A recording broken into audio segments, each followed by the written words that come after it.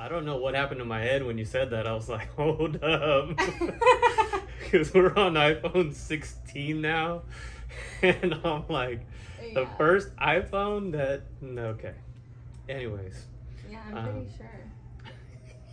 Because my junior year or my senior year is when they just had the iPod, like the actual one that looks like an iPhone. yeah.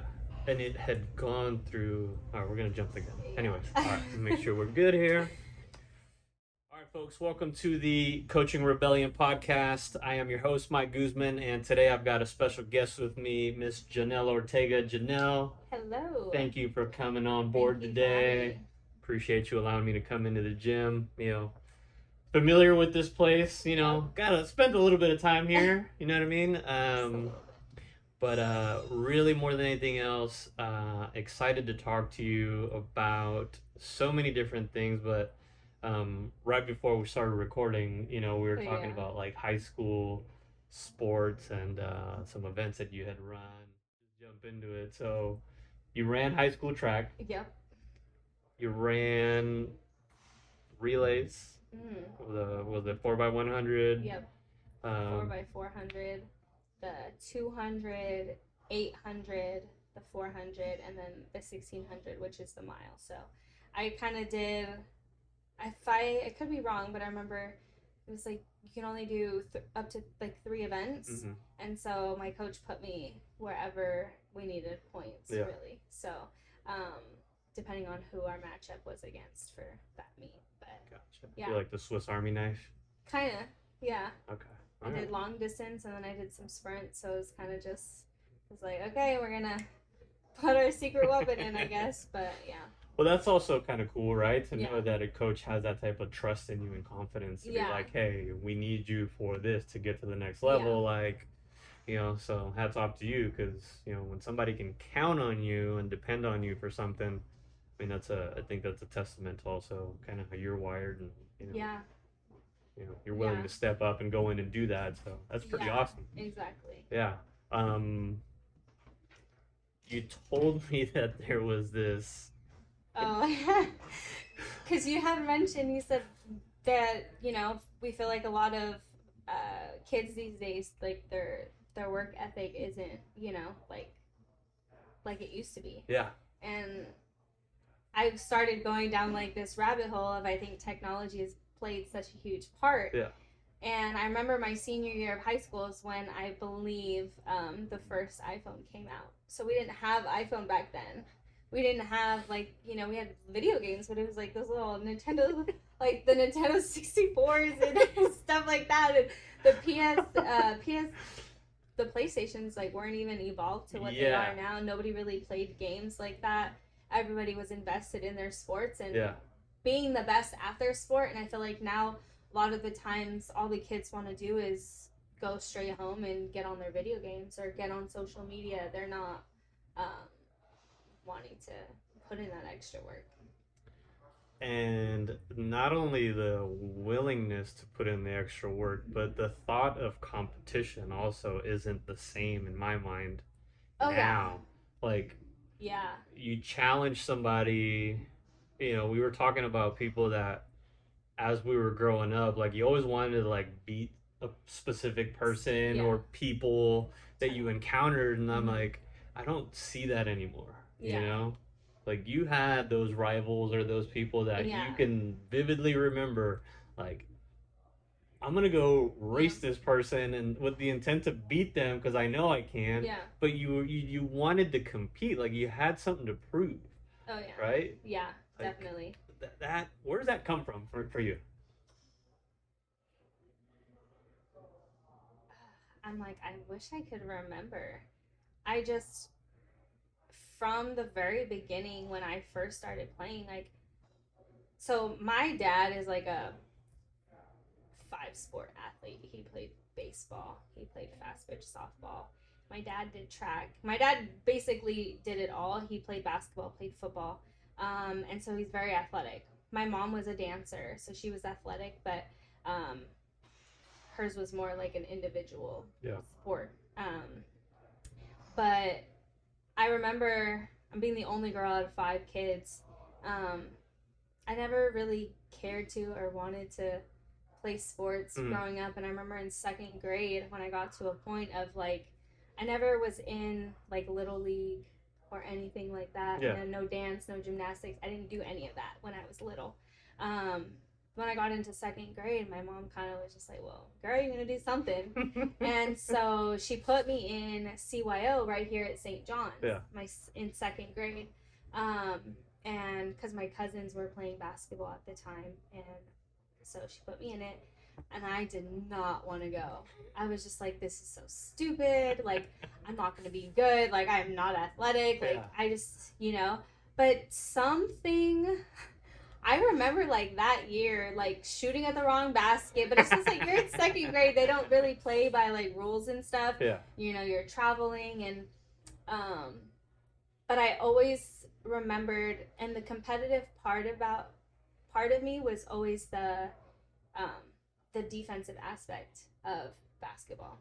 And I think that's what I loved the most. Yeah. But I remember my first year ever playing when they did like the little award ceremony. My coach at the time talked about one particular game where I ended up getting hurt. I think maybe twisted my ankle or something, and he took me out.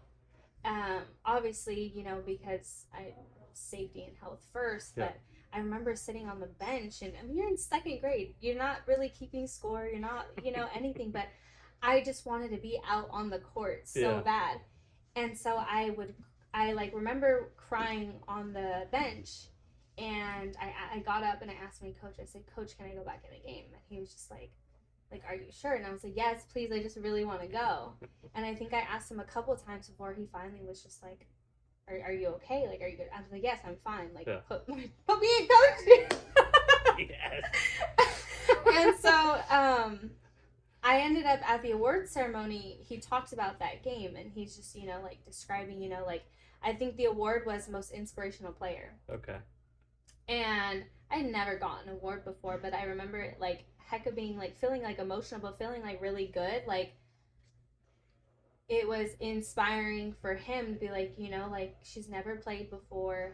And all she wanted to do was just be out on that court. Like, didn't matter like what her circumstances was, how she was feeling, if she was hurt or not. Like, and it's till then, all the way up until like even like now, like if I'm not feeling good, like I'm not somebody who's just gonna sit down. Like I need to be playing. I need to be in the game. And so I hated missing out on any of that stuff. And I think that was the starting point for me. But I'm all about, that competitiveness of, right, like in basketball, you're not letting the other team score. Yeah. So it's just like, I'll let my team do the scoring, but like there's no way that I'm gonna let you score on me. And and I had a coach the next year who really prided us on defense. And so we would do full court press, and oh my god, I lived for that shit. Like, you were running everybody off the floor. That was my shit. Like, and I started getting so competitive and so like driven to want to be the best defender. And I had played all the way up until 7th grade out here. And then, my mom being single mom with 5 kids, she couldn't afford a place. Like, it's the Bay Area, it's so expensive. So I remember we had to move, and we got like a nice like big house in Patterson. And the first year, so we moved out there the summer before 7th grade, or right before 7th grade started. So she wanted me to try out for the basketball team. Like, all my friends are out here. Like, I did not want to go. You weren't in the right headspace for that. I was just like, I don't know any of these people. I don't want to play with these people. I don't know the coaches. Like, out here, like, I had the same coach. All the way. Yeah, same coach all the way. Like, he, like, grew, like, with us. And I'm actually still, like, really close friends with his son to this day. Oh, that's like, awesome. We're, because him and I are the same age. So, like, we'll keep in touch. But, yeah. And So I missed out my 7th grade year. And then my 8th grade year, my mom was like, "You're fucking going." She dropped me off and she stayed at tryouts. Like, she's like, "You're not leaving.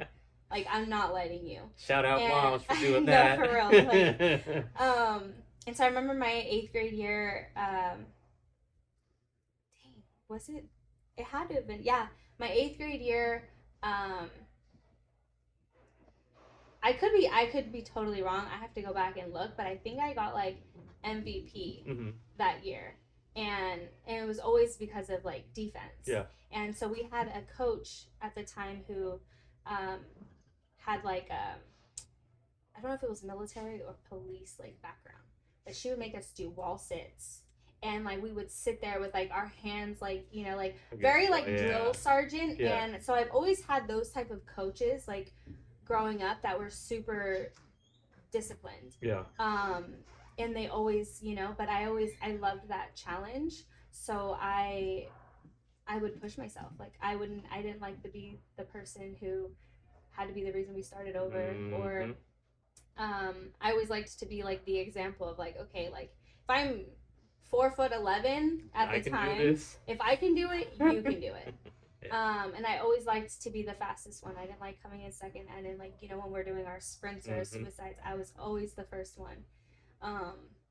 And I wanted to be the best. Yeah. Like, I really did. And then that competitiveness kind of started to... the best example that I could honestly use is Draymond Green. Like, okay.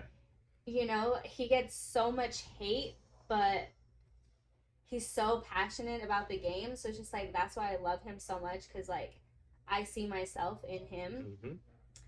When you love the game so much and you're so competitive that like it makes you so emotional. And I remember I would get so emotional and I would hate like certain things that people did to me on the court. And I'm small. Yeah. And so people think that they could bully me. And I'm like, no. Like, you are not. I will jump and get a rebound over somebody who's 5'8". Yeah. Not that I think we have any girls that tall in middle school, but you get the point. Like, yeah. Your mindset was that. Yeah, that was my mindset. Matter. Like, I was a freaking dog on the court. I'm like, there's no way that, I would be stripping the balls from everybody. And then when I got to high school, like that same mentality, but like the competitiveness and like you're going against like athletes who are much better, you know, and they're there like to want to play and to be better. So you're playing against the best, you know. After middle school, people kind of start to fall off. They're like, and my freshman year, I was on JV, and I remember I used to get into like little like scrappy little like fights, or like I was just a fiery athlete, fiery girl on the court. Yeah. And if somebody like pushed me or pulled on like my ponytail or my jersey, like I did not play. Like I didn't like playing. You getting teed up? I was. I did not like. I don't like cheaters. Yeah. And so it's just like I feel like when you do other stuff like that, and I'm just like, do you suck that bad that you have to do that to me? Like, and it used to make me so mad. Yeah. And so I would prove myself on the defensive end. Like, okay, well, if you're gonna dribble the ball in front of me, I'm gonna steal it. I'm not playing that. And so it just kind of the varsity coach, my freshman year at the time, he ended up being my statistics teacher in my senior year, but he ended up moving up me and my best friend Chantel for playoffs. So we were the only two freshmen, like only two people who got moved up to varsity for playoffs. Obviously, like we didn't really like get to play because like you're kind of there for like injuries and just in case somebody gets hurt. But it was just, I remember it being such a fun experience, and I felt so honored and like humbled. You know, sometimes like the smallest gestures, especially as an athlete, like you know that you're good, but you also don't think that like you're like that good. Yeah. um, until somebody kind of like tells you or like does something like that. And I remember sitting on the bench and I'm like, well, it's such a faster paced game. Yeah. And I'm like, oh my gosh, these girls are going so fast. Like, I feel so overwhelmed. But then going home, I remember just thinking, like, dang, like, we were the only two freshmen on that bench. And, like, their bench was deep with just juniors and seniors. Mm-hmm. No freshmen, no sophomores, except for us two. And I'm like, dang, like, you start thinking, like, dang, am I actually good? Like, am I that good? Yeah. And so I just, like, that to me was kind of a testament to like my hard work. Yeah. And it only motivated me to work harder. That coach ended up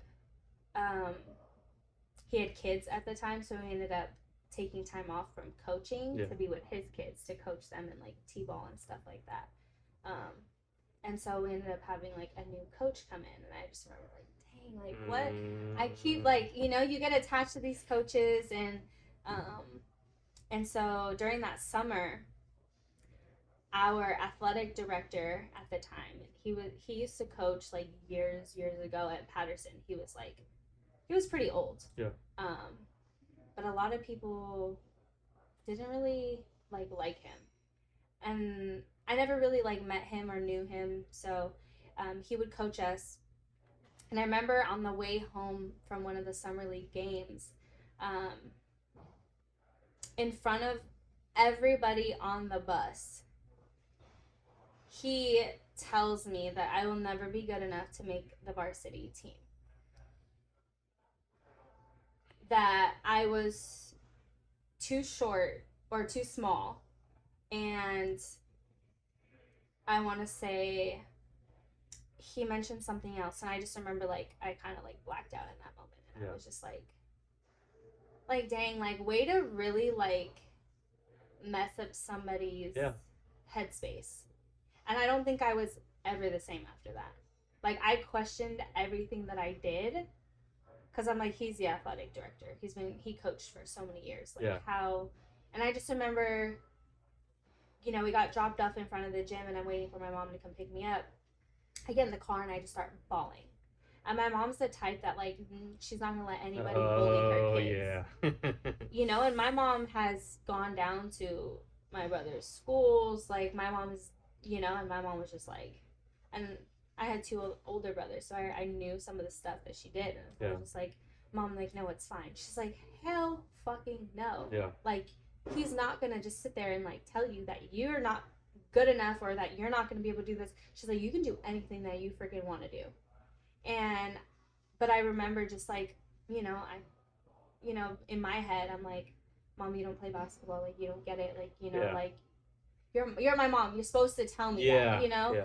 And it really messed up my mental headspace for probably the rest of like my high school career. And I remember going into my sophomore year with a new coach. And she was super nice. Her uncle came and he coached us, and I'm still super close with all of them. But I had, you know, I think it made me even more mad and more emotional about the game that, like, kind of I had, like, a very short fuse. So anything and everything, like, really made me upset. And I used to blow up a lot. And my coaches, they would call me Scrappa because they were like, you're just really scrappy and, like, you know, like, fiery. And I had red hair at the time, so it was just, like, it was wild. But I ended up making the varsity team as a sophomore, and I remember, like, every time I walked past him or I seen him at our games, I just, like, he would try to talk to me, and I just had a stank face every single time. I'm like, you know, you're not my friend. Yeah. But my coach, she also taught me so much. Like, to this day, she tells me that I'm probably her biggest success story is what she calls it. Because I was just I went through like a really, like, after that, like, super dark. I questioned everything I did on the court, especially on offense. Like, I knew what I was on defense, but on offense, like, you can tell sometimes when they would pull me out of the game, like, her husband now, he was one of our assistant coaches, and he was sitting next to me, and he's just like, "You're thinking too much. Get out of your own head. Like, you can see it." And the days where like I wasn't thinking is when I had my best games. Free flowing. Exactly. Yeah. And so, you know, sometimes like they would put me in the game only to guard a specific person. And they were like, "Janelle, you know, we're gonna play a box and one. Do not let her touch the ball." I bet you took that like a challenge. I did. Always. And I would come out for a quick breathe in, and they put me back in. Yeah. And so, yeah, I always took big pride on that. And then when I went to college, my college coach at MJC, we used to do summer basketball there, so he seen me a lot. After I graduated, I was getting ready to go to Stan State, so 4-year. And my team was playing at the summer league, and I was just like, "Oh, I'm gonna go like root on like my, you know, new seniors, but my old teammates and stuff." So I went, and then the coach stopped me, and he was just like, "Hey, like, where are you going? Like, what are you doing?" And I was like, "Oh, I'm going to Stan State." And he's like, "Oh, like, what are you majoring in?" I was like, "Oh, psychology." He's like, "Oh, okay." He's like, "Well, we have a really good psychology program here." He says, "You know, like, I'm looking for somebody who can really shut some shit down, like, on defense. And, you know, I remember, you know, you were playing, and I remember watching you, and you were, you know, like, really quick. And, you know, like, you know, I remember thinking, like, you know, when you're in high school, you think it's very, I don't know if it'd be stereotypical, but those who go to a JC are like, you're almost not dumb, but like, you know what I mean? And so I used to always think like, well, if I can get into a 4-year right away, like, why don't I just go? Yeah. Like, am I know exactly wasting my about. potential at a junior college? Yeah. And then the more people I talked to about it, they were like, "No, it's like, it's cheaper." And, you know, and I remember talking to my dad and my mom and my grandparents, and I was just like, "He wants me to go play." Mm-hmm. And then my dad was like, "Well, what do you want to do? Like, do you want to go play? Like, whatever you want to do." Like, everybody just said, like, "I'm here to support you. Whatever you want, we support it." And I remember sitting at the orientation at Stan State with my friend, and we were getting ready right before lunch, and then after lunch was to pick our classes. And I remember we got dismissed for lunch, and I was talking to my friend about it the whole time, and she was very supportive too, because we were friends in high school, so she knew. And I was just like, "I don't think I belong here." And I remember texting the coach, and I said, "Coach, like, I think I want to come play for you. Mm-hmm. Like, I'm not ready to put up my shoes. I just love playing so much." He says, "Okay." He says, "Well, we have practice tomorrow. This time, you'll be able to meet the girls and like this and that." And I remember going, and I was just like, in heaven. You feel at home right away? Oh, yeah. That's awesome. And then to like, but for somebody to see your potential, know what you're worth, and so many people, I remember a lot of girls, because we didn't have very many, like we didn't have a winning season, like the 2 years that we were there. We didn't like make it to playoffs. We didn't, you know, but like for me, just to have somebody invest in me and like really see my potential, let me play at my potential, and let me just do me, and the rest comes. I felt no pressure, and that was where I thrived the most. And that's where I learned so much. And so my coach from high school would come watch me play, and she's like, where was that the 3 years that I coached you? And like, they all said that, and I was just like, I don't know. Like, I don't know what it was, but something just flipped in me, and just to be able to, you know, I was team captain both years that I was there. And I played damn near every game, full 40 minutes, minus a little, you know, break here and there. But I played through injuries. I played through sickness. I remember one time I got actually mad at my coach for not taking me out of the game. Did you go Michael Jordan flu game on him? It felt like it. It felt like it. And I was just like, going up and down the court, and I'm like, like dying. I needed water so bad. I don't think people understand enough of what that mindset is, of the willingness to play through anything. Like, unless I'm dying, I'm gonna be on the field. Yeah. Like, I don't hear that enough, and it's frustrating as an athlete because it's like people cry about everything. Yeah. You know what I mean? That's why, even though I'm a Raider fan, don't say anything.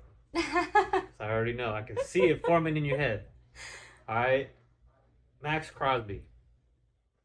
Like, the dude literally is a dog. Yeah. He sets the tone. Oh yeah. He has the mindset. First in, last out. Like, he wants everybody to succeed, and he's just like, unless I'm on my deathbed, like, you are going to have a very difficult time keeping me off the field. And I love hearing that from you because, again, it's that, call it old school, I don't care, doesn't matter. That mindset is the difference maker, right, in a lot of people. And so, like, it's refreshing for me to just be like, okay, you know, like-minded individual that gets that part of sport or that part of life where it's like, you know, put me in, coach, like, you don't take me out. Yeah. Like, do not. Unless I'm like...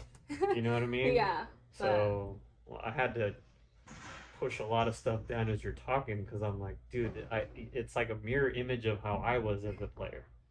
You know what I mean? I can't tell you how many times I've had to, you know, I'll yell at someone, curse someone out, whatever. Like, it wasn't because I was trying to be an asshole. It was because I was that fiery. I was that competitive, and some people just never understood it. Yeah. They're like, damn, this dude's got problems. I was like, no, like, I'm trying to be the best out here. Yeah. Like, where are you at? Yep. Raise your game. Like, stop being a little, you know what, and let's go. And when you do find teammates like that, then it's like, oh, it's a beautiful thing. So yeah, that's. Anyways. Yeah, a lot of my college teammates, like, I'm still like pretty close with. Yeah. And so I'm not sure. I'm waiting for the invitation, but we're supposed to have our alumni game this month in October. They do it every year. I didn't go last year. I remember you went the year before. I went the year before, and I could not feel any bone in my body. I was so sore. I could not move all the way down to my toes.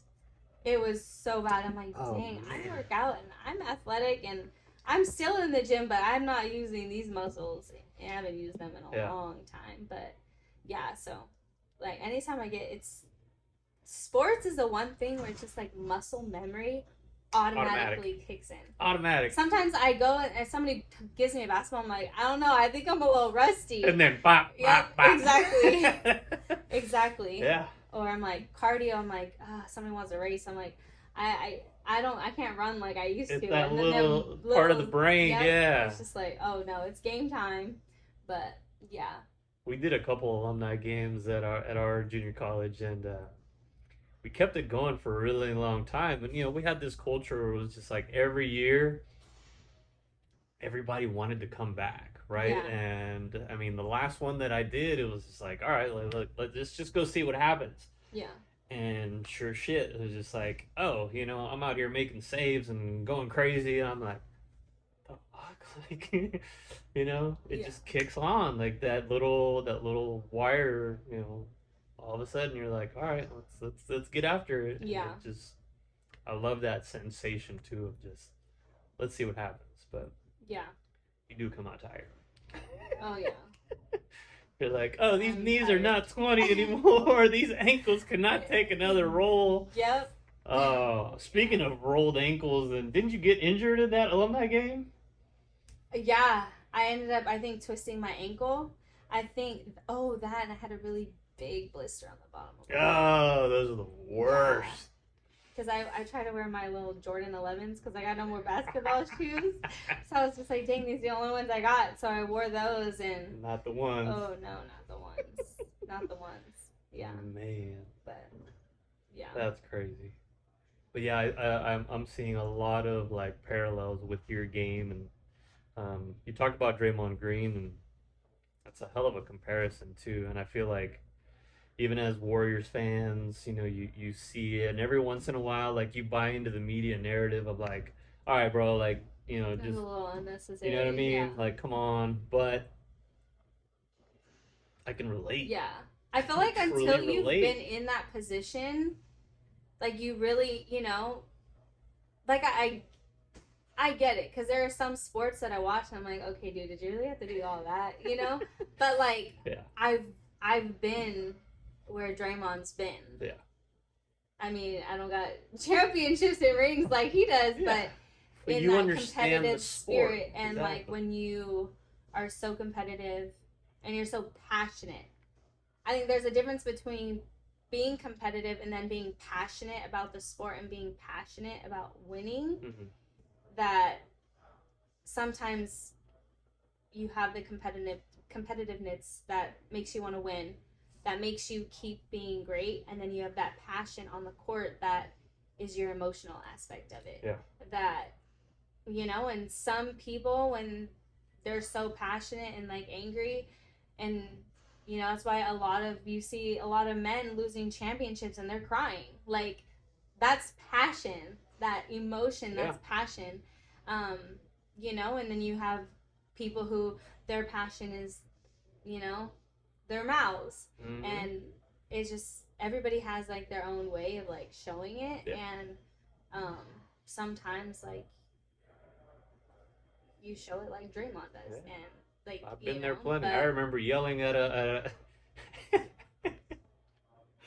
oh my god! I yelled at one of the coach at the coach's wife at a tournament one year, and I'm embarrassed by it now, but at that moment, like, it was just me, like, yo, like, shut up, like, stop right now, because it wasn't helping anything. Yeah.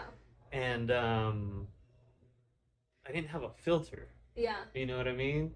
And like in retrospect now, I'm like, I probably shouldn't have done that. But yeah, again, in the heat of the moment. Oh yeah. And it's not an excuse, right? Right. People do things in the heat of the moment, and they're inexcusable. And I fully acknowledge that moment was not what I should have done. Yeah.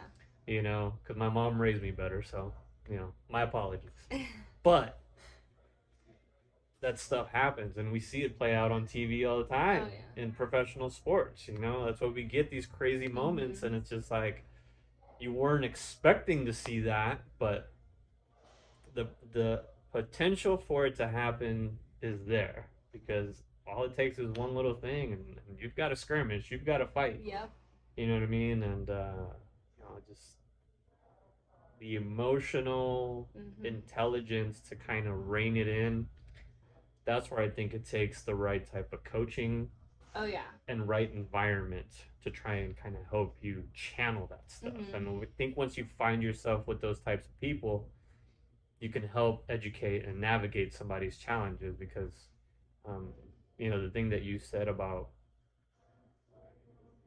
you start to play with this emotion, and if you tap into it, like, you can do really well with it, but you start getting teed up, you become a problem. Yeah.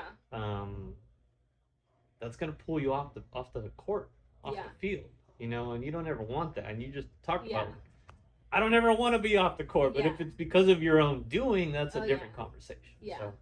I think my freshman year, I had a lot of it, but that coach wasn't there at the time, so it wasn't until my sophomore year when she actually got to see it. And she was, she's probably one of the most respected women in my life, even though we don't talk that much anymore.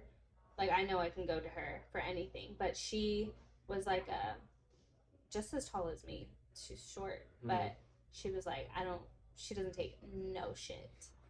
No shit. She sets her boundaries, and she sets her expectations, and she sets the bar high, and like, you abide by those expectations. Yeah, you're either with it or you're not.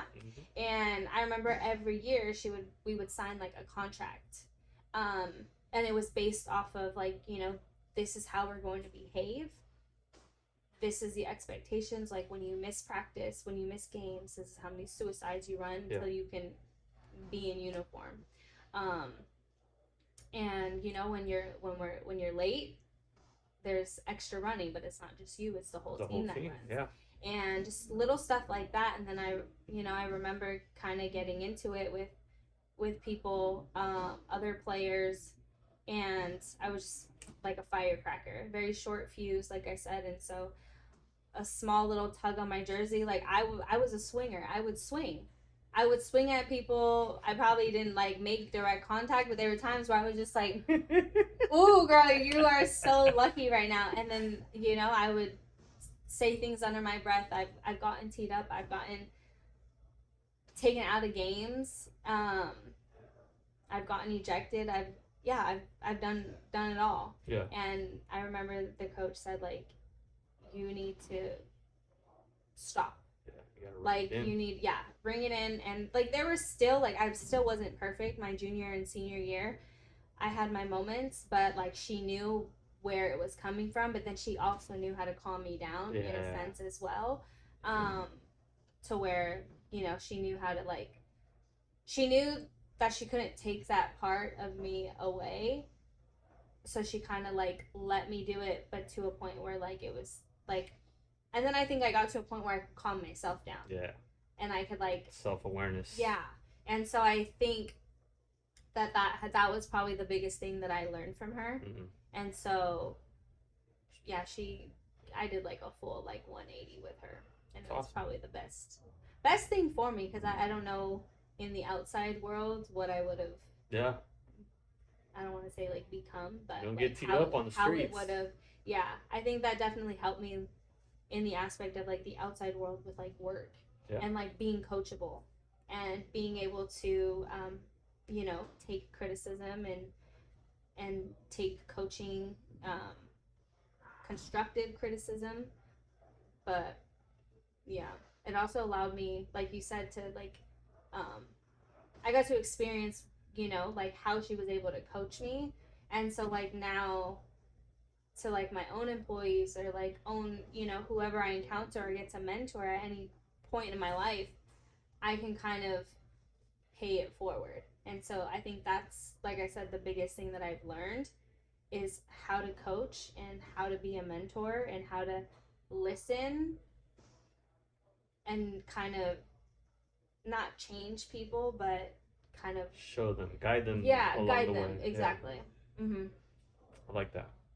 Well, I think that naturally brings me to kind of the other part of your story, which,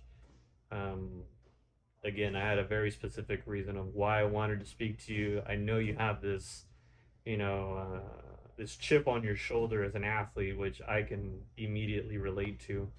But also it's when we are faced with challenges, mm-hmm. how do we overcome them? And once we've overcome, how do you then redefine this new version of yourself? I'm not saying that you've redefined yourself. I think you've managed to now really show who you truly have always been. But when I met you a couple years ago, you were coming to the gym. I remember you were at a job that you didn't like very much. And, I was just like, come on. Yeah. Come on. Yeah. Come and work for me, because I knew. And I think, and again, I think I talked about this in episode 2 with Coach P about, like, when you see genuine talent or an ability in someone, you have to find a way to tap into that. Mm-hmm. And what I saw in you at that moment was somebody that just needed an opportunity. And again, because I don't know what it was, like I could just sense it. I'm like, this. And now that you're talking about like how you were as a player, I'm like, that's what it is, right? We kind of are cut from the same cloth in the way that we respond, in the way that we play, in the way that we want things for ourselves. And so now you're in this, not new role anymore. Like, you've taken this and ran with it, and watching you go from a member to now running this club and getting to watch the experiences that you're having now, it's like this blossoming of, who you've always were meant to be. Yeah. Right? Can you elaborate, like, what this whole process has been, like where you're at now? Yeah, it's kind of crazy because I think about it often. Probably like too often. I think the last time, and I think you really hit it on the nail when you said like into who you were always meant to be. Mm-hmm. And I didn't realize that honestly until convention. That to me was like it was just crazy. For those who don't know, what is convention? What are you referring to? So every year Crunch hosts it's like a national convention, right? Because there's it's a national convention where they bring all the leaders, owners, into the same building or resort at is where we were, and you're learning from people's experiences, but I think more than anything else you kind of come together and you realize that you guys are all here for the same reason, and Crunch is a gym. So for those of you guys who don't know, but it's a really amazing brand, and I didn't realize, like you think like the gym is just the gym, mm-hmm. or like I work at a gym, but being at convention, like you really realize that like Crunch is almost second to none. Like there's no brand like it, at least from my experience. Mm-hmm. But growing up, I used to play like teacher in my room with my brothers. I used to have like a whiteboard, like really big, and I would sit my brothers down on my bed, and I would put up like math problems, like little stupid stuff. But I had a teacher who was my kindergarten teacher, no, first grade. Her name was Miss Vandekamp, and she was just like the sweetest, most genuine soul. But like, she made me want to be a teacher. So up until I started, like, I was an athlete, but I never weightlifted, I never strength trained, never any of that. Everything that I did was in a basketball gym. Yeah. And it wasn't until I stopped playing basketball. So I was like 22, and I stopped. It's like when you play sports your whole life, and then you go to not being physical or any sort of activity. Mm-hmm. I almost like lost my mind. And my friend at the time was working out, and I said, hey, like, can I come work out with you? Like, I need to get physical. I know nothing about the gym. Yeah. But in that time was when I was in college, and so up until then I was going to college to be a teacher. My entire life, like, I knew my purpose was always to help people, yeah, and to impact lives in like a positive way. Yeah. And I always thought that I was meant to do that through teaching. And I mean, I guess like I was, but in a different form of teaching, that I didn't know existed, And so I was going to become a teacher, and then in that same retrospect, I started working out, and I realized the gym, and I fell so in love with the gym, and it gave me that like competitiveness, but it was like an internal competitiveness, kind of how track did for me. Yeah. Like, it's you versus you. Like, you don't have to rely on anybody else.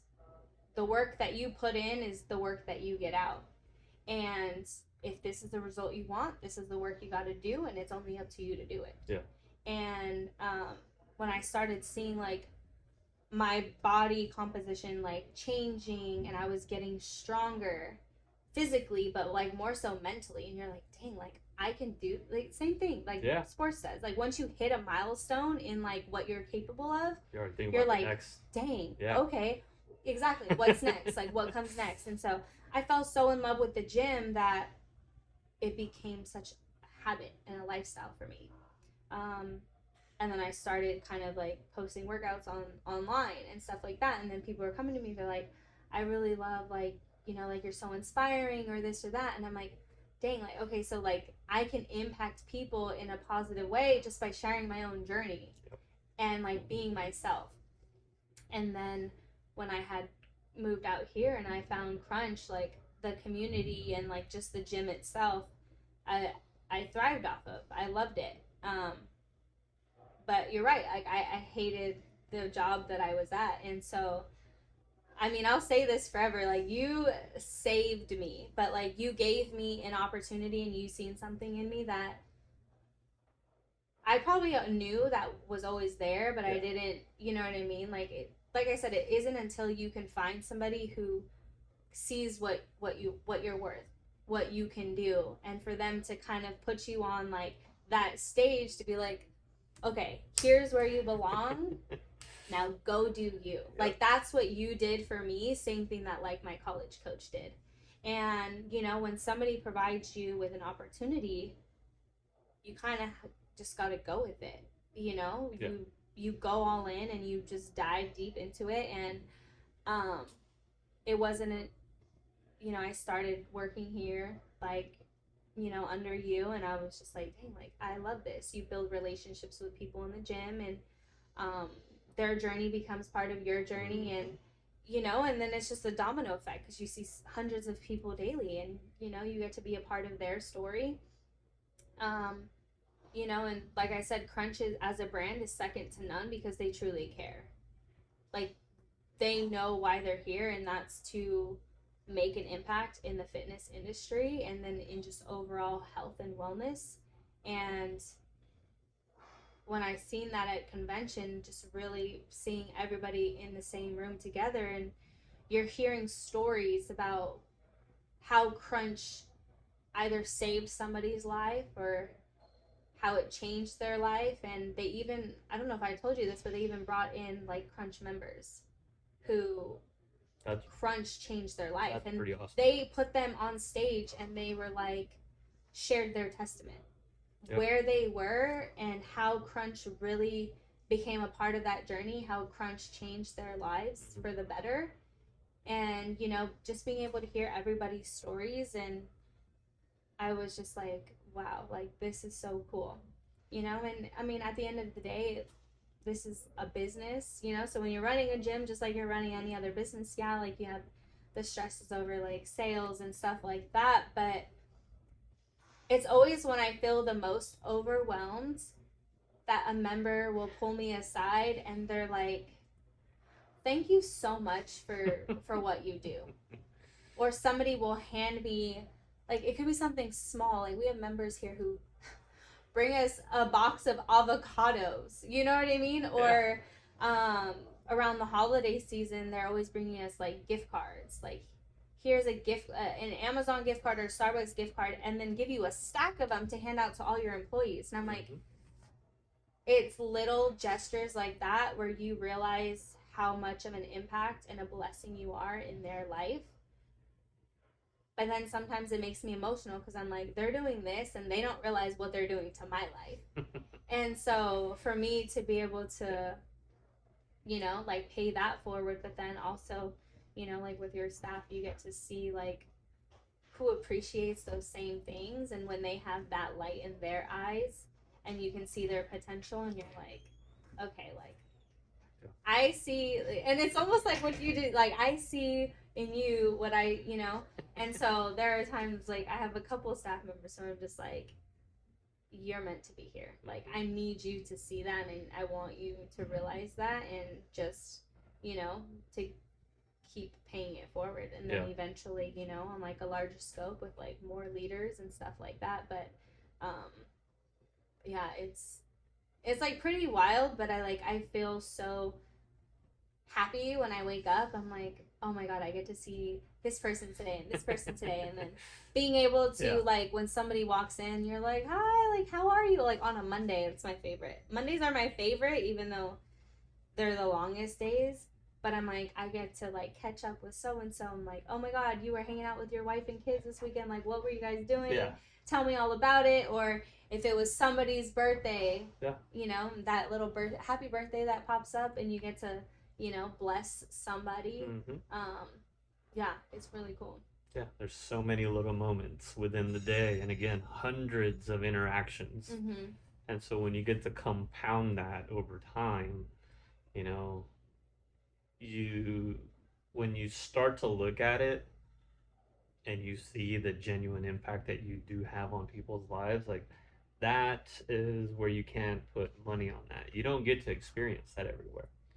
Right? And so hearing that you wanted to do this, you know, career path of teaching has a lot of similarities in how this environment kind of works, right? Because you're still impacting people. Yeah. You're still going to teach theoretically because you're teaching your staff. You know, you're showing them the ways, you're showing the members, and you're growing with them. And so sometimes it's sad when a member leaves, you know, or they've got to move or something. Yeah. You know, and it's just like, all right, well, they're going to go to another gym, hopefully somewhere, and, you know, continue what they've learned, etc. Yeah. So it's like sad when you get that sort of you know, goodbye from somebody, but then the next person that walks in the door, it's like, here's another opportunity to now show them why. Yeah. You know what I mean? And you can't put a price on that sort of thing. And you know, again, the one thing, you know, you talk about emotions. You had texted me while you guys were at convention, and that one for me, I'm gonna frame it somewhere. I'm gonna print it and frame it because it meant a lot. Genuinely meant a lot to hear from you that you felt like you were finally, you know, like all of a sudden, like everything was kind of lifted from you to go, this is where I'm supposed to be. You know what I mean? And there's no better feeling, right? Boom. Yeah. She sees it officially now. Like the Matrix, you know what I mean? Yeah. Like it's no longer ones and zeros. Yeah. You're like seeing through it. I'm like, she's there. You know what I mean? So that was a really cool just thing to see. Like everybody in here, I can probably say like this gym is like the members have become like part of like my family.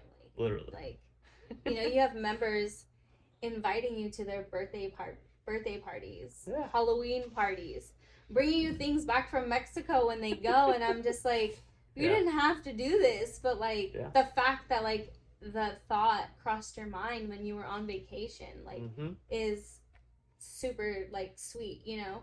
And we hear like the saying, I'm sure we've been told it many times, just like, you don't know what people are going through. And so, you know, like, never judge a book by its cover, but also like just people, and we've all been there because I'm sure we've all like dealt with, you know, whether it's family or internal or just whatever hardships, like you internalize it. Yeah. And so there's so many people out there just like internalizing things, and you know, when they walk into the gym and just being able to give them like the breath of fresh air, and for them to walk in and then to automatically feel like, oh my gosh, like, you know, safe space. Yeah, like that to me is probably the most like enlightening thing that we can do. And so when people, you know, do that, and then when I remember them and I'm continuously like, hey, like, how are you liking it so far? Is there anything that I can get you, I can do for you? I probably will say there's one member, actually there's several members, but like one member since working here that I've got to be a part of, like from the very beginning. Her name is Kitty, and the sweetest lady. I don't know how old she is now, but she was like 80 when she called over the phone and, you know, was interested in the gym, and she said, you know, she wanted to like weight loss and all this stuff. And so one of the employees booked her an appointment to come in to tour. She came in a couple hours later, and like I greeted her, and like I knew that she was somebody they told me like, oh, this person's coming in. She's a super sweet lady over the phone. Yeah. This is how old she is. I told her, we would take care of her. I said, got it. So when I seen somebody walking in the door, and I'm like, she looks like a kitty. She looks like she could be like around 80. So she walks in. She's like, oh, I have an appointment. I'm like, oh my god, are you kitty? And just like from the very beginning, and I, share that just being nice and being kind, and then going in and giving her a tour, showing her around, and just like, okay, like what brings you in today, like what can we do for you here, and then she, it's all about like building that rapport, being very open, and like creating that safe space for them to be vulnerable, and she says, I really want to lose weight. She says, I forget how many grandkids she said she has, but she was like, I really want to, I babysit them a lot, and we go out, and I want to be able to run with them around the park. Like, it's the little things like that. Like, some people come in, they're like, I want to, gain weight or get stronger or lose weight. But she's like, I don't really care, like, how much weight I lose. Like, I want to be able to run with my grandkids, chase them around the park, and be able to keep up. Yeah.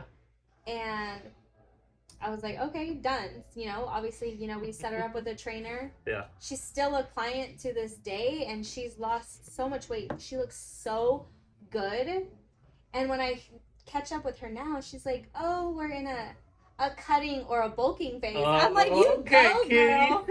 80-something years old in a bulking phase. I love that. And that's awesome. She one time she's like, oh my god, Janelle, I have to share with you. She says, I took my grandkids to the park or whatever, and Joaquin Miller. Yeah. Those stairs. She says, she didn't even think about it, but she says one of her grandkids was running up the stairs, so she follows and she runs. And she says it wasn't until I got to the top she realized that I realized, like, oh my god, like I just ran up these stairs, and like I'm not out of breath, and my knees aren't hurting me, and like stuff like that. And I'm like, for you to be like 80-something years old and be able to say those things, is so. It's just like, it's not mind blowing, but it's very like, It's not something that you hear, and just being blunt. Yeah. Coming from an 80-year-old. Yeah. Yeah, and she was very emotional when she told me. She's like, like, you guys have been so good to me since like the very beginning, and she just like shared her crunch experience with me, and I was just like, I'm so happy to hear that. Like, I'm so glad you walked through those doors, because now I get to catch up with you every so often, and like now we've built a relationship. I've seen her I want to say maybe once or twice in Pleasanton, because I think one of her grandkids lives in like the valley, and so in Pleasanton at 24 they have like a swim school at the pool, and so she'll go sometimes, and her daughter was training with a trainer, and she's like met her fitness goals, and now she's good, and she's like on her own now. But her daughter comes here as well, and I see them both, and when she comes in, she's like, oh, Janelle, how are you? And she will give me like the biggest hug, and she's like, how are you? And like, like, what are you up to? And oh my gosh, I miss it here. And I'm just like, yeah, what are you gonna do? She's like, oh, I'm gonna hit a little bit of chest and some triceps. And I'm like, okay, kitty. Yeah, but yeah, she's, oh my gosh. See, your kitty's like my Mary. Oh, I miss her. I haven't seen her in forever. We were just talking about her the other day. Yeah. I was talking about her too. Mary's, so. Yeah. She's a sweetheart. Same type of deal. Yeah. Anyways, let's pivot here, because you had talked about that coach or the athletic director that basically said something that really did a number on you. Oh yeah. And I wanted to go back to that because Vanessa from the last interview that I did had, granted she was in her college years, but again, it's the power of words, right? And I think sometimes as an athlete, you you think a coach or anybody in a position of influence within the sports world, when they say something to you, you kind of, again, you talked about how like your mom doesn't get it because she doesn't play basketball, right?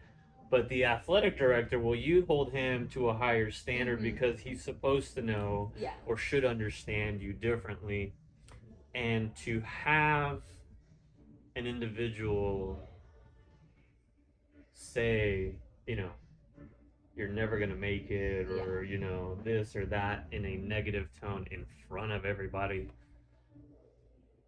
that one, you know, stung because I know people that have gone through that. Um, I don't think I've ever been exposed to that personally, but I've heard it in the presence of others, and it never sits right with me because I know that that's all it takes sometimes. You're talking about, you know, your dog on the court, you know, your coach is trusting you. You've gone through all these different, you know, points in your athletic career where it's like, you know, you have some sort of skill. You know, you could probably take it to another level.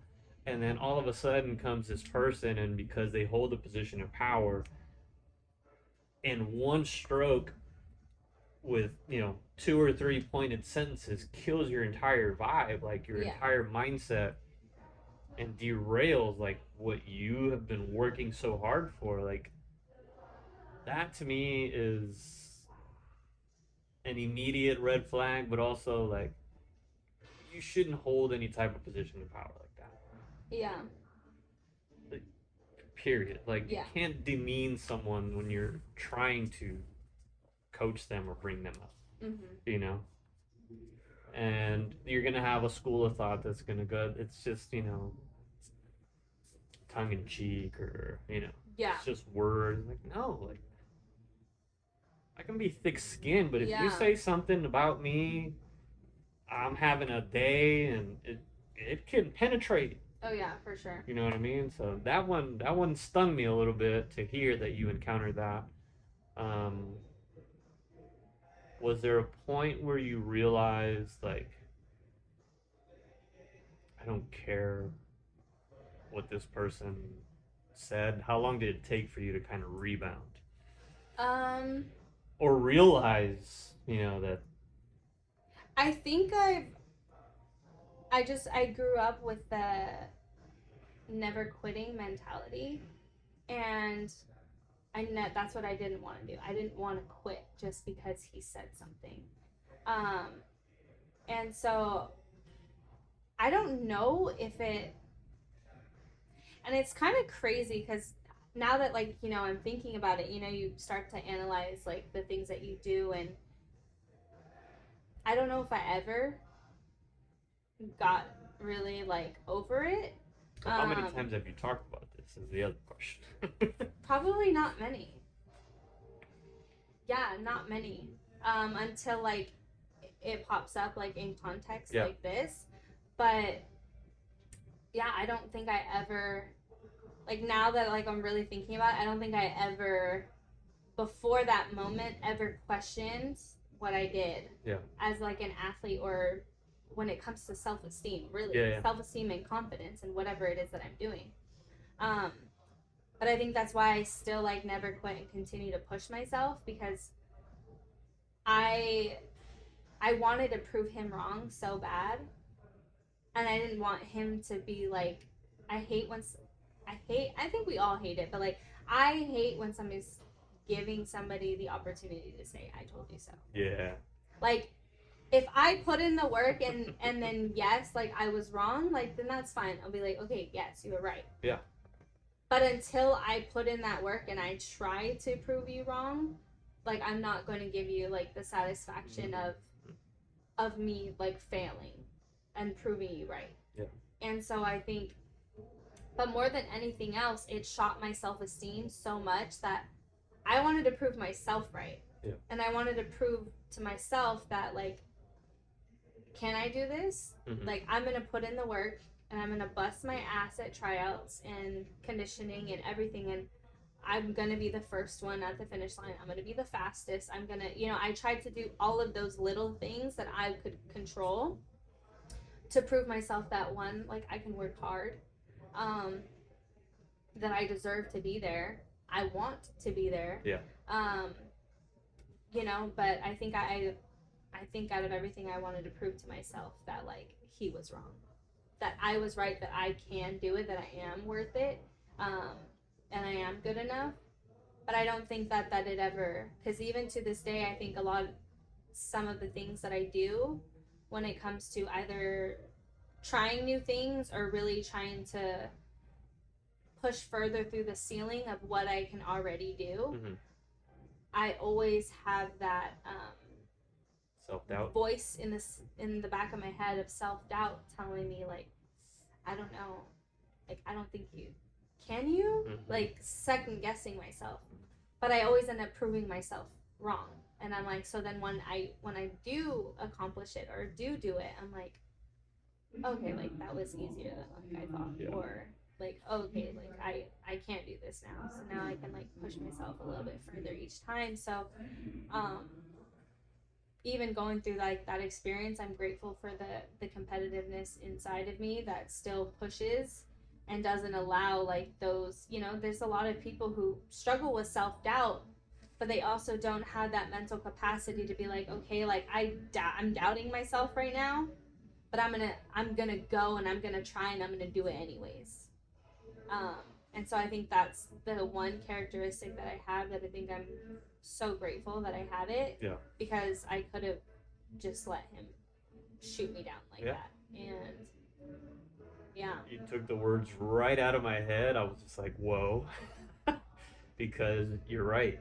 There is that element of, if you're not wired to be that competitor and want to find a way to push through, those that hear those words can easily take that route of self-doubt becoming now the prevailing thing that wins.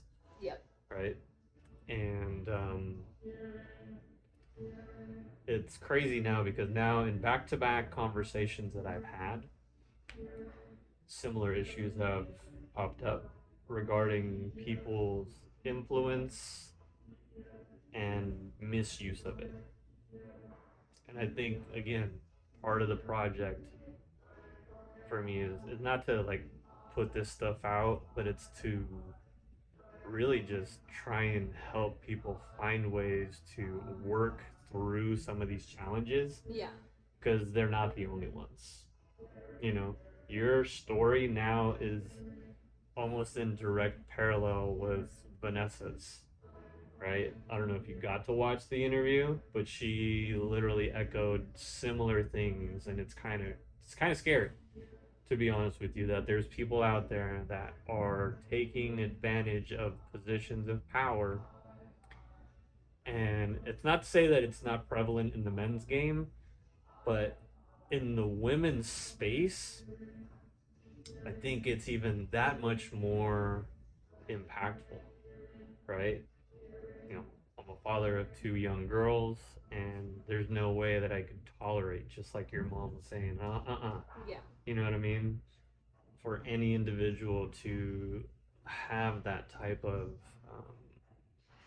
influence and misuse it like that. And so for female athletes, females in general, like, you can't come to the table knowing that you have the opportunity to impact someone's life and abuse that power. Just something that never sits right with me. We're talking about doing the right thing. But also in the fitness space, like, it was a pretty male dominated space for a long time. And I remember the transition of like, all right, who are we going to bring in to, fill my role once I leave, and again, I wanted to have the opportunity to at least go. The scene is changing, right? not only in women's sports, you see it now. Like we're starting to hit that like breaking point of the equality. I mean, let's be real; it's never been equal. Um, but you're starting to see now more noise being made. My brother actually just got back from New York, where he was part of the process for this massive event that was centered around properly showcasing women in their sport, and the feedback that they got was overwhelmingly positive because of the fact that they for such a long time have been pretty much second class citizens, right? It's like, no, it's always about the man, it's always about the man, we're gonna put them on, and it's like, no, like we're not there anymore. That's old, that's out the door, you know what I mean? And so seeing more women in position of power and of influence. Again, I don't like to talk about politics, but you're starting to see now the politics space. Like you're going to see more women come into the fold, whether you like it or not. Just this is what's happening, and I think we're at that turning point where you get to kind of right some wrongs. You know, if you see, like you were talking about, you walk in and somebody like Kitty walks in, and that relatability for a woman to go, I can relate with this person. Not to say that I can't. Right. You know what I mean? But I think that extra layer of confidence, knowing that the message is coming from another woman, now like allows her to be even that much safer in her space and now flourishing. But we're getting to that point where it's just we have to weed out, and it's gonna take time. Again, the equality in the women's game now starting to come to that that breaking point. Oh yeah. But yeah, really, really hard for me to see these parallels and not get upset. Like I know you, like I know Vanessa.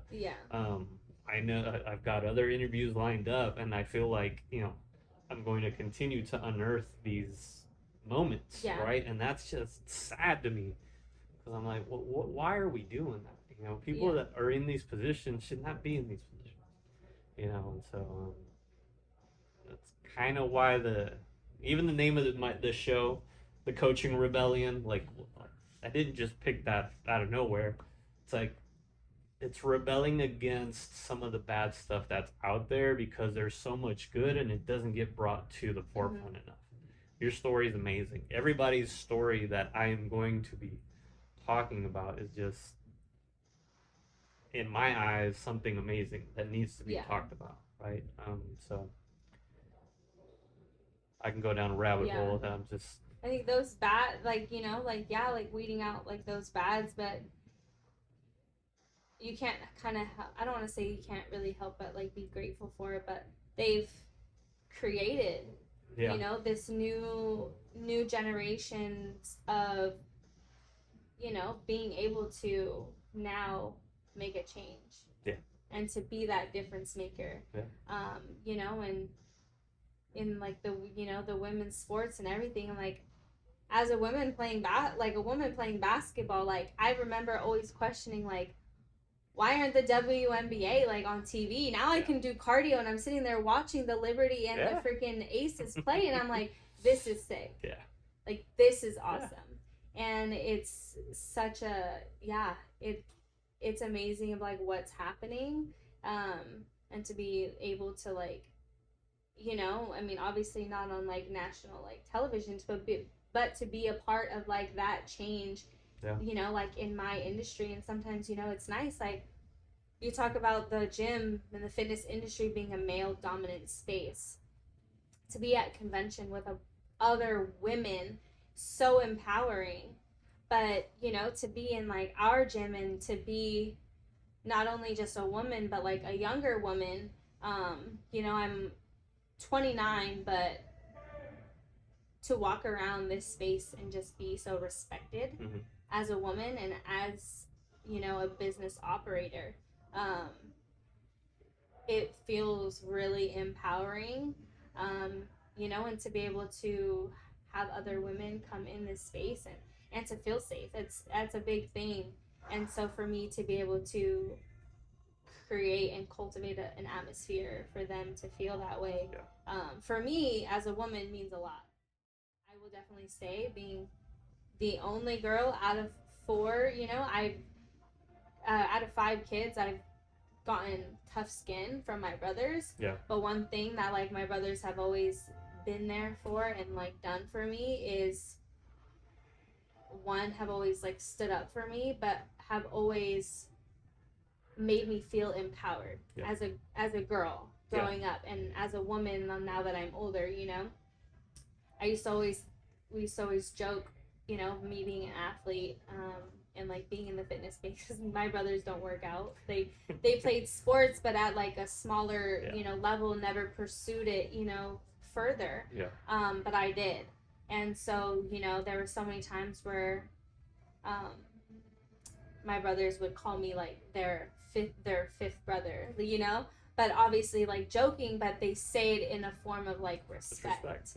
And so you know, you could hang. Yeah, exactly. And so, you know, like there are times where my brothers will ask me over my nephew or my older brothers to help with something, and you know, whether it's to lift something up or you know, just anything, but they've always impacted my life in a way of like empowering me as like a woman to be able to stand up for myself, but to also be that voice. And so I'm very like appreciative, because, you know, and there are some women in the world who have a lot of male dominance in their life, and it's the opposite, you know. So I'm fortunate enough to have had, you know, like an athletic dad who, you know, believed in me. You know, my mom supported me. My brothers were like, that's my sister, she's out there playing basketball. Like they would come to all my games. You know, and they would like, one of my brothers would show pictures to their friends of like me in the gym. They're like, look at my sister, she's hecka buff. But like just stuff like that, and like kick your ass too. Yeah, exactly. And so, you know, yeah, so it's just it is nice to feel empowered in that way, and I think it's important for women to feel empowered. Very important. So I'm glad to be a part of that change, and to be able to use my voice and my impact to make a difference and to help other people. How's your Spanish? ¿Estás practicando tu español? Not really. No? A little bit with some of the members. Okay. Just remember, you know, you're in my contact as Janel. I have this one member on Fridays, or during the week I'm always like, hasta mañana, hasta mañana.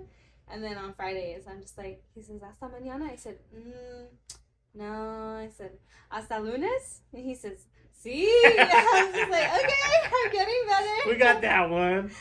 You gotta do like, oh man, I'm gonna forget his name. No. He was awesome at this, because he would take Post-its, and he would literally write like 2 or 3 phrases. He worked like 3 nights a week, and so as soon as like Zumba would let out, like, you know, all the ladies would come out, and there was a big group of them just like Spanish them. And so he had his little phrases at the desk, and so as they were leaving, like he would practice that with them, and they'd be like, okay, you know what I mean? And you could see him, he's just like, I got that one today. It was like, sometimes I get stuck though, because I'll get like those people who be like coming in, and then depending on like if I like do how I do my makeup or like my hair, sometimes I'll actually look like I speak Spanish. I'm like, right away. I know I'm Mexican, but dang, I don't speak Spanish, I'm sorry. And so they'll come up to me and they're like, hola, and then obviously because I want to like them to understand me, I'll be like, hola. And then they'll just go on. I said, oh, no, I'm sorry. I'm like, no hablo español. Un momento, por favor. And then I would go get somebody who speaks Spanish, and then they'll just like laugh at me. And sometimes Josue will be at the front desk, and he'll be with me, and then somebody will look at him and be like, "Oh, hablas español?" And he said, "Oh no, yeah." And then they'll look at me, and I'm like, "No, no, no." Oh man, that's funny. So yeah, but it is funny, but that's awesome. Well, yeah, it's just do a phrase a day, see what happens. Yeah. I always like to throw people off too. I'll just come at them. I'll just start speaking Spanish out of nowhere. They'll be like, and then there's always like something. They got a little something in their system. I'm like, oh, see, I knew you had something in there. That's too funny. Yeah, I was cracking up because you had that picture of your name misspelled on the Starbucks cup or whatever it was. They can never spell it right, but she was the closest one to ever get it. Somebody spelled my name with a G one day, and I said, Janel?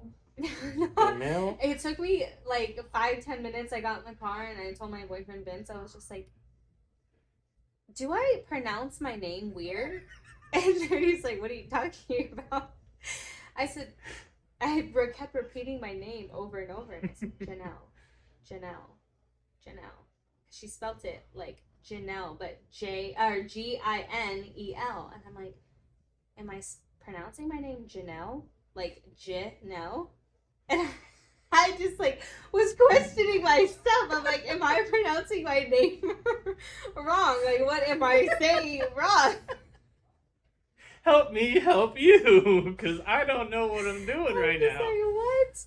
But that's comedy. Yeah, so now I'm like Janel or Janel. Like, how do I? Yeah. Janel? I don't know. Look at the pronunciation on Google or on the dictionary. Be like, you can do the phonetic one now and just sound it out. When they sound it out, it's Janel. Updating my contact to Janel. That's funny. One of my friends in high school, she pronounced it the way that Siri or whatever like dialect thing says it, because when she would be driving in her car, she would press the button and she's like, call, but she would pronounce it. Oh yes. So like when they would call me, it would call the right person. I've seen that, and I'm like, wait a second, that is not the name. Like, how did you come up with that? Until one day, it was like she's like, oh, can you call my phone? And I'm calling and we find it. And I'm like, why the fuck do you have a name like this? She said, oh, because Siri doesn't know how to pronounce your name. I was like, okay, that's cool, but yeah. Well, it's like the maps too. Like, you'll be driving somewhere and then the map tells you like the name of the street and you're like, wait, what? That is not the name of it. You're right? I'm like, there's no way. There's no way that that's how you came up with the pronunciation for that. Llewellyn is Llewellyn. Llewellyn, yeah. Yeah, there's some funny ones out there. Oh my God. That's too funny. Anything that you're working on outside of work? Actually, I brought it up to my boyfriend maybe about like last month, but I'm really looking into it sounds kind of cocky when you say you feel like you have a gift or like a gift, but I feel like I have a gift and a purpose when it comes to talking like life into people or just being able to be a mentor to people. Yeah. I want to I've been trying to do some of my research, so if anybody out there knows where I can start into like online like life coaching. Ooh, yeah. So yeah, I'm just like, like I don't want to say like I've tried the whole social media thing, but like I do it, but I'm like, I know I can have more of an online presence. Yeah. And like I don't see myself going anywhere when it comes to crunch, but I feel like I have so much more like inside of me that like I can provide. Which is what I was telling you about in that crystal ball. And here you are already freaking spilling the guts on it. So I'm like, I really want to, I've talked about like, I always thought like online personal training, but I'm like, no, because like personal training kind of takes away like my own like fun of like what I do for like for myself. Yeah, exactly. But I think when it comes to, like I said, a gift and purpose of talking life into people and being able to be a mentor of some sort, I really want to get into like life coaching. So just doing my research right now and seeing like what I got to do and how I can do it and make it happen. But I think that's something that I want to look. Would it have like an online type of platform? Are you? I think so. Like one-on-one type conversations? I think that I'm actually not sure. Okay. Because I obviously would want to do it like online, and I would like one-on-one stuff like that. I don't know if I want to do like a one-on-one or more of like group. Yeah. Business. I feel like, you know, when you feel like you don't have... Like... No, I haven't. Okay. But you know when you feel like you have... I don't know. Sometimes I feel like I can be like a keynote speaker, right? And then sometimes I'm like, I've been thinking about that too, actually. My life is not that like, you know... I don't know. When you hear people speaking about like how they like, you know, and then they're always able to tie it into whatever audience that they're talking. I'm like, how can I don't know. I've thought about it. I'm just like, I think we're again strangely on similar paths because I've also been. This is why I wanted to start this. Mm-hmm. This is one phase of it, right? And the best advice that I was giving is just go do it. Yeah. Right. I started getting tied up and like, all right, like, what are we gonna call it? We're gonna need artwork. Like, you know, I need to curate the channel. I need the social media to be a certain look. I need to be able to cut all these clips up, and like you get caught up in what it's supposed to be that you never even started. So I told myself, I'm just gonna grab the camera. This is my cell phone and a tripod and these little microphones. Yeah. And I said, I'm just gonna start. And now we're at 4 episodes in. I've gotten great feedback. Is it exactly how I want it to look? No. But are the conversations good? Yeah. Absolutely. In my mind, every one that I've had, I'm like, there was something good in there that somebody's going to be able to utilize or, you know, just have some sort of impact on somebody. And it's going to live there. Matter of fact, Tatiana messaged me the other day and she was like, look what showed up in my YouTube. And it was an interview that I had just done. Oh, that's so cool. And I'm like, did she watch it? Yeah. Oh, I love that. And she was like and subscribe. And I'm like, that's so cute. I love that. You know what I mean? So it's just now this extra layer. I'm like, oh, that's right. Like, you know, really anybody can see this. Yeah. But just got to do it. Absolutely. So I think that's my biggest thing is like the perfectionist in me wants. Same. I get caught up in what it should be, and I'm like, okay, I just need to like pull the trigger and like do it or do something, and then, you know, just like. You have a massive following. Just ask the question. Yeah. Who wants to, and just start. You know, it's the conversations, I think, and this is what I'm enjoying about this process. Just having conversation. Mm-hmm. I don't sit down enough with people to just have a genuine conversation. Like, I've learned more about you in this 1 hour, technically, than I have in 3-4 years of like, you know what I mean? Just uninterrupted. Let's just talk about life and unearth some stuff, right? We had good, we had fun, we had, you know, stuff that just was really serious. And, you know, shared some laughs.